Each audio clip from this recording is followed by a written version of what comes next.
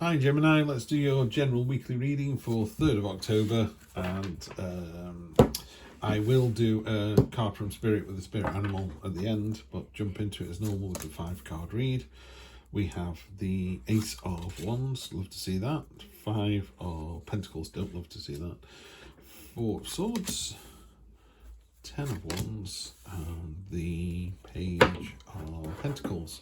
Energy on the bottom, the 5. It's a little bit of conflict this week for you, Gemini. Nothing too serious, nothing you can't handle. So don't let it get to you. Don't know why you're letting it get to you, because you've got some really great reads here and really great cards. We start off with the Ace of Wands, a new start with real passion and enthusiasm.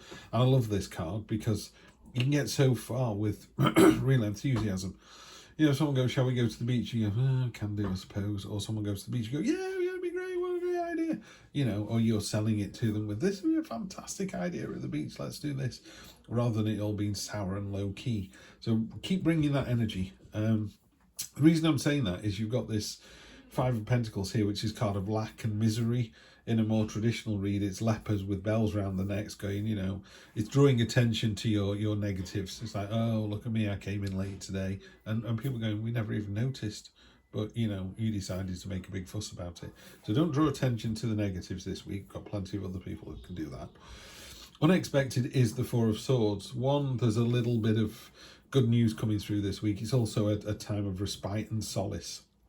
Of all the sword cards, this is one of the I hate to say better than, but it's a quieter sword card. Some of the sword cards can be quite cathartic and quite big, quite heavy hitting and quite noisy.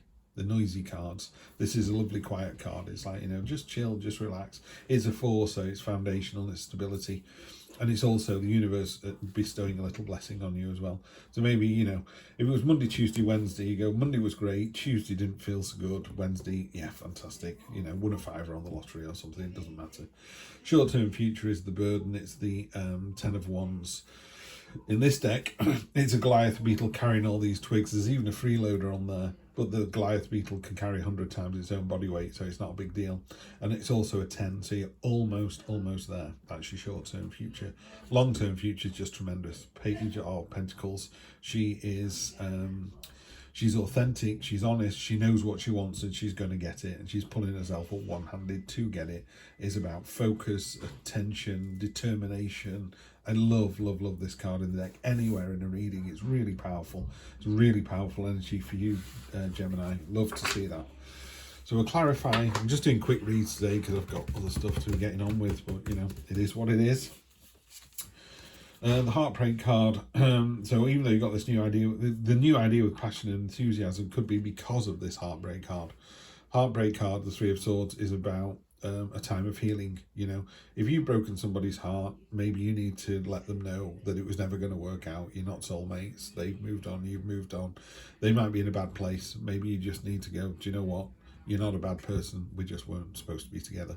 If someone's broken your heart, maybe you need to write them a letter or an email. You don't have to send it, but it's a good idea to write it and go, this is why I felt you broke my heart. You did this, this, and this. But this card talks about if we are able to heal, you know, we move on from situations. Could be a work situation, doesn't have to be a romantic. You know, you didn't get the promotion. How do you heal from that? How do you move forward? Because if you don't heal from that, you end up in this position of lack and misery and self-pity and woe is me. That doesn't serve anybody. Most of all, it doesn't serve you. You know, energy across the whole of the deck is the 5 of Swords, which is a rival in love or kind of some friction at work. Pardon me. It's nothing that you don't succeed against. It's just a bit wearing. You know, you're like, oh, I really got to go through all this again. It's a bit like telling the same people over and over again the process at work, or explaining why working nights is good for you and your partner for the next 2 years, because you're going to earn 30% more money and get a deposit, get a house, you know, and it moves on like that. Interesting. The misery, lack, and everything else. You've got the 2 of Cups on top of that, which is soulmate card. Are you feeling unloved and let down by your partner? That's what that reads to me, because this is the soulmate card. This is you and your, if you're in a relationship, this is you and your soulmate, or if you're looking at someone, this is you and your soulmate. If you go, I'm not with somebody and I don't intend to be with anybody, it's you and your higher self. And it's about that coming together. So maybe if it was your higher self, I wish I was more tolerant. And this card goes, you'll never be more tolerant. You've got such temper on you. Yeah. So you need to heal from that to become the better person. Because the better person you are, the more attractive you become, the more likable, the more people want to be around you. And this kind of law of abundance and law of paying it forward just increases and increases. Knight of Swords. This feels really romantic. The Knight of Swords is, you know, a knight coming in. So it could be a love interest. The Knight of Swords is, it's coming in with real enthusiasm, vigor and noise. Yes, another, that's what I say about the swords being noisy cards. You know when this person walks in the room, you know, it's like, come on, let's go on the adventure. Come on, let's go for a date, you know, or let's get on to the next project at work. After the completion of the 10, the burden, you have the Tower card, which is a bit of a cathartic moment. Simply put, it could be, again, if this is a relationship read, it's really difficult to do general reads like this. But if it's a general read, you're a bit pissed off with this person here having a free ride. Could be in a relationship. Why am I doing all the laundry? Why am I paying all the bills? Why are you just sat there watching the telly? Yeah, so there's that feeling there. Then you get the Tower moment, which is this doesn't work for you. Something's going to come in and just blow it all away. You know, it's like, no, it's not working for me. I'm not having it. So that there's the end of something. So you've got the end of something, and then something really noisy and cathartic comes in. So let's see what that is.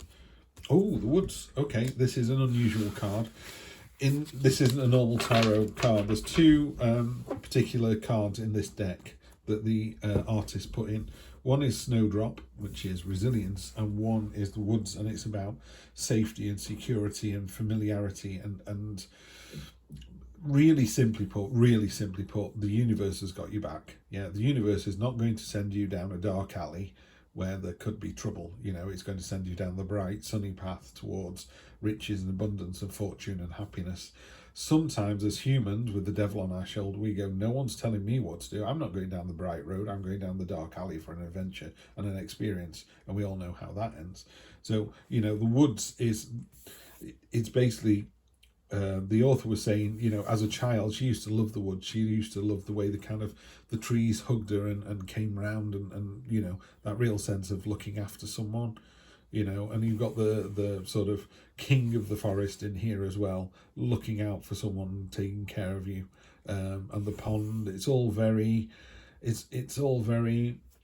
safe, but there's still that little whisker of, I wouldn't say danger, or it's not quite as strong as that, but that kind of uncertainty. I don't know, whenever I walk into a forest, I love being in the forest, but as it begins to grow dark, I feel a bit like, oh, you know, maybe it's time to get out of here now.